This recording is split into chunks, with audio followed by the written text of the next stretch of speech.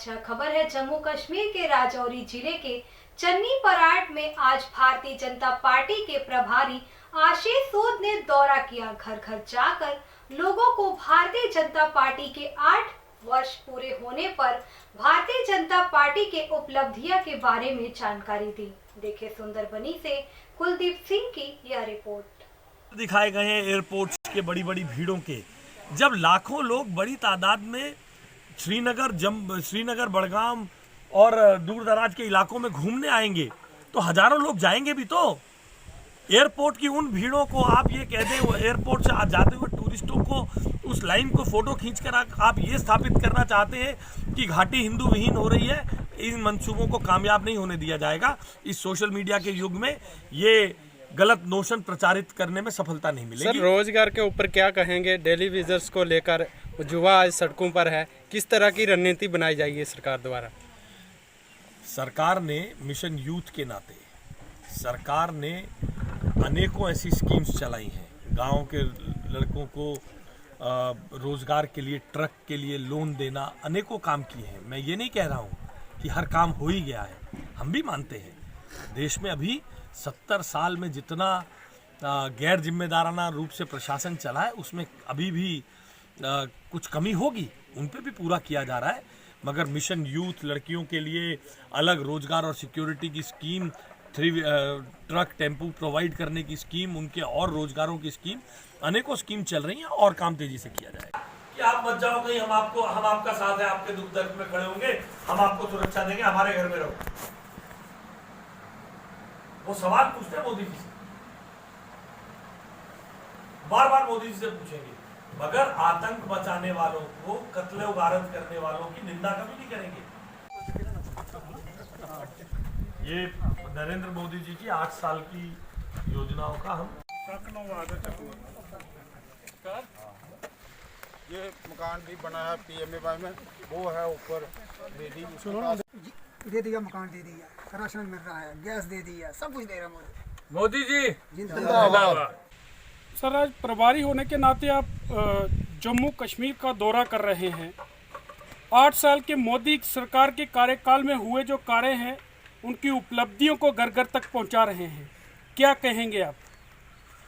देखिए, नरेंद्र मोदी जी की सरकार ने 8 साल में जो काम किए हैं उसने लोगों के जीवन में क्रांतिकारी परिवर्तन लाया है।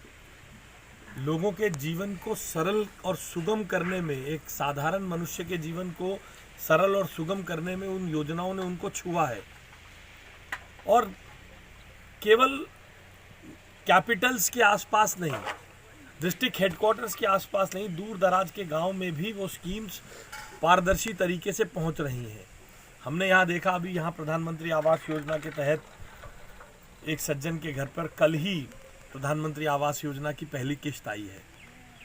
पूछने पर पता चला कि साहब अब किसी के पास जाना नहीं पड़ता, हमारे बैंक में अपने आप पैसा आ जाता है।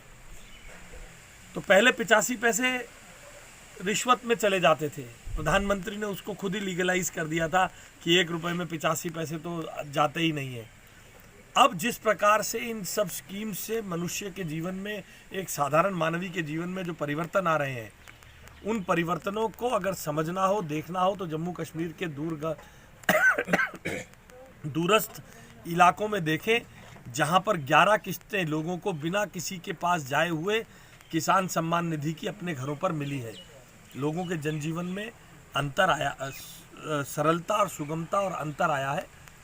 इसको देखने के बाद सरकार के कामों के प्रति एक सुखद अनुभूति होती है। सर, ये जो टारगेट किलिंग्स, लक्षित हिंदू समाज को जो है आतंकवाद द्वारा अपनी घिनौनी हरकत का शिकार बनाया जा रहा है, क्या कहेंगे कि कब सरकार कड़ा कदम उठाएगी? देखिए, सरकार लगातार कड़े कदम उठा रही है। आज जो टारगेट किलिंग्स हो रही हैं, ये पूरे विश्व का फिनोमिना बन गया है।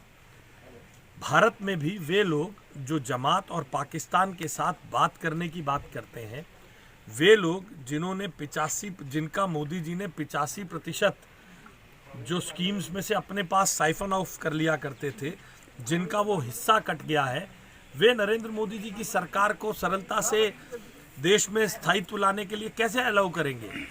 नरेंद्र मोदी जी की सरकार वो सरकार है जिसने पीओजेके के रिफ्यूजियों को उनके डोमिसाइल बनाकर उनको इस राज्य में पुनः स्थापित करने का काम, कश्मीरी हिंदुओं को हजारों की तादाद में डोमिसाइल बना के उनको वापस जम्मू कश्मीर में लाकर बसाने के लिए प्रयास जारी किए हैं।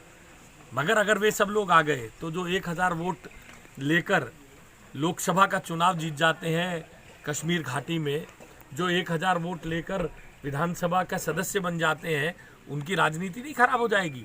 तो वे लोग आज इस टारगेटेड किलिंग में देश को अस्थिर करने वाली ताकतों के साथ किसी ना किसी रूप में खड़े हैं, क्योंकि उनमें से किसी ने भी एक बार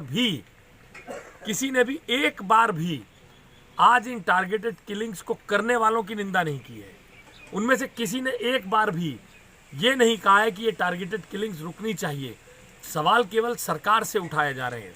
सरकार से सवाल उठाए जाने के मैं विरोध में नहीं हूँ। लोग पूछे सरकार से, सरकार क्या कर रही है। सरकार अपने इतना काम कर रही है कि जो आज इस जघन्य कांड को करके जाते हैं, अगले 2 दिन के अंदर, 4 दिन के अंदर वे लोग दंडित किए जाते हैं, एलिमिनेट कर दिए जाते हैं। फिर यही लोग आके उनको कवर फायर देते हैं कि जम्मू कश्मीर के बच्चों के मानव अधिकारों का हनन हो रहा है। मगर आज जो टारगेटेड किलिंग्स हो रही हैं, क्या उन लोगों के मानव अधिकार नहीं है? क्या इन लोगों को आगे नहीं आना चाहिए? जो बड़ी बड़ी बातें करते थे कश्मीर फाइल पे, उनको आके कहना नहीं चाहिए कि भाई आप मत जाओ, हम आपके साथ हैं, हम इनका विरोध करते हैं। कौन सी वो आवाज़ें श्रीनगर से उठ रही हैं जो इनका विरोध कर रही हैं? केवल सिक्योरिटी फोर्सेस इनको एलिमिनेट करने का काम कर रही है और सरकार इन इरादों को, इन मंसूबों को, जम्मू कश्मीर को और कश्मीरवादी को हिंदू विहीन करने के षड्यंत्र को कामयाब नहीं होने देगी। सर, जिस तरह हिंदू पंडित जो श्रीनगर से जम्मू की तरफ जो रवाना हो रहे हैं अपनी जान को लेकर, क्या कहेंगे, किस तरह की उनको सुरक्षा दी जाएगी? ये सुरक्षा देने के लिए सरकार पूरी तरह प्रतिबद्ध है, मगर एक ये गलत नोशन फैलाया जा रहा है कि लोग वहां से पलायन कर रहे हैं। लोग जाना चाहते हैं, जिसकी जान है तो जहान है। मगर